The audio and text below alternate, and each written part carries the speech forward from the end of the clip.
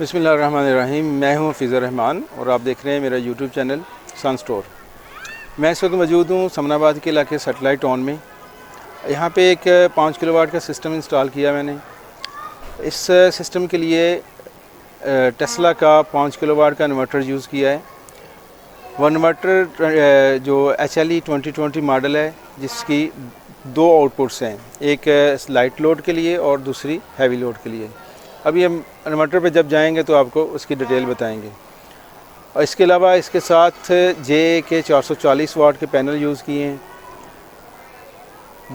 Total 12 panel हैं और इसकी टोटल कैपेसिटी मान रही है 5280 वाट। इस सिस्टम से हमें पर डे 20 से 25 यूनिट की एवरेज जनरेशन मिल सकती है। और इसको अगर हम मंथली बेसिस पे कैलकुलेट करें तो वो तकरीबन कोई 700-750 यूनिट्स बन रहे हैं। और 25 रुपीज़ यूनिट के हिसाब से अगर हम इसका बिल कैलकुलेट करें तो हमें 18 से 20 हज़ार की सेविंग मिल सकती है। ये सिस्टम एक डाइमर लेके घर में लगाया है। यहाँ पे सबसे बड़ा मसला हमें स्ट्रक्चर का आ रहा था।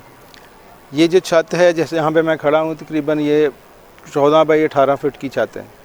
यहाँ पे सिर्फ 4 पैनल लग सकते थे, बाकी 8 पैनल लगाने के लिए मुझे कस्टमाइज स्ट्रक्चर डिज़ाइन करना पड़ा। ये जो 4 पैनल का स्ट्रक्चर है, ये GI का स्ट्रक्चर 14 गेज में लगाया हुआ है। नॉर्मली जो सोलर पैनल्स के लिए स्ट्रक्चर यूज़ करते हैं, 14 गेज का GI का स्ट्रक्चर है। इसको नीचे रावल बोर्ड के साथ फिक्स करके ऊपर कंक्रीट वर्क किया है ताकि ये हाई विंड प्रेशर को बियर कर सके, क्योंकि छत हाइट पे है तो यहाँ पे विंड प्रेशर भी काफ़ी ज़्यादा होगा।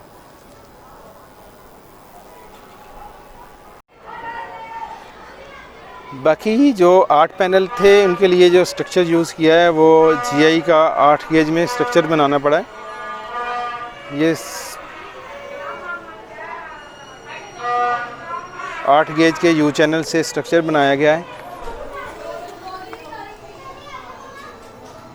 स्ट्रक्चर को नीचे रावल बोर्ड से फिक्स करके ऊपर सिविल वर्क किया गया है। और इसके ऊपर जो पैनल्स की फिक्सिंग की गई है वो यहाँ पे U चैनल लगा के, और ये इसको बोलते हैं एंड क्लम्प, और इसके साथ सेंटर में जो पैन लगाया गया है इसको मिड क्लम्प बोलते हैं। ये मिड क्लम्प है और उसके साथ बोल्ट के साथ इसको फिक्स किया गया है।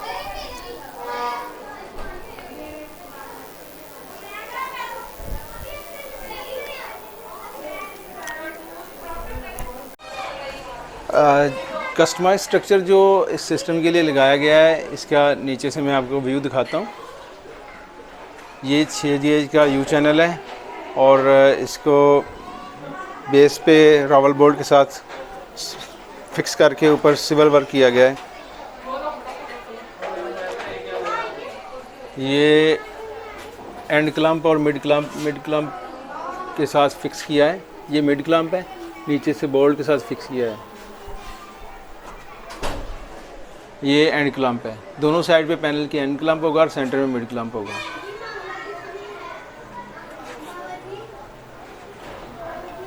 पैनल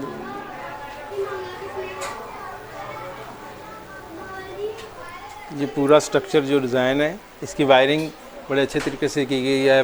केबल्स कहीं भी कोई नज़र नहीं आ रही है आपको।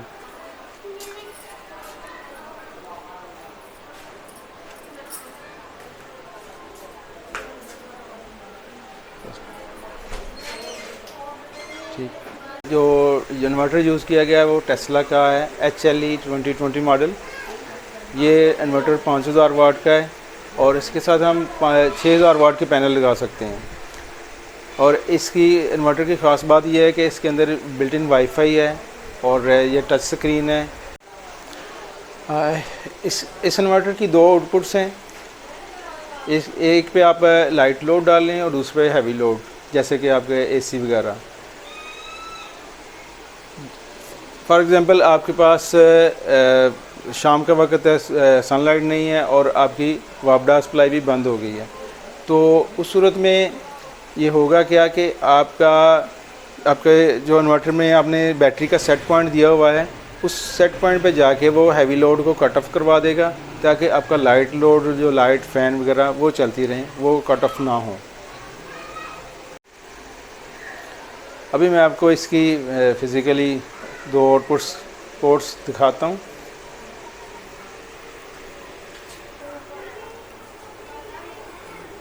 इनपुट पे आपको एक पोर्ट नज़र आ रही है, एसी इनपुट जहाँ पे लिखा हुआ है, और दूसरा एसी आउटपुट 1 और एसी आउटपुट 2। ये 2 आउटपुट्स हैं इस पे लाइट और हैवी लोड के लिए।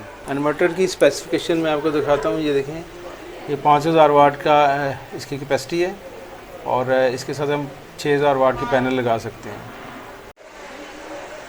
अभी मैं आपको इसके लिए जो प्रोटेक्शन सेटअप लगाया है वो इसका एक रिव्यू देता हूँ।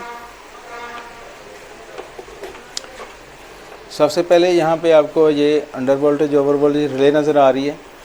इस रिले पे आप अपने इनपुट वोल्टेज जो है उसकी सेटिंग कर सकते हैं कि किस लेवल पे जाके ये इन्वर्टर को कट ऑफ करवा दें। फर्ज करें आपके वोल्टेज कहीं कभी वापड़ा पे जो है वो कम होते हैं, तो वो एक मखसूस लेवल पे जाके इन्वर्टर को कट ऑफ करवा देगी और इन्वर्टर आपका डैमेज होने से बच जाएगा। और इसी तरह इसका एक हाई लेवल पॉइंट है, उस पर भी ये जाके कट ऑफ करवा देगी।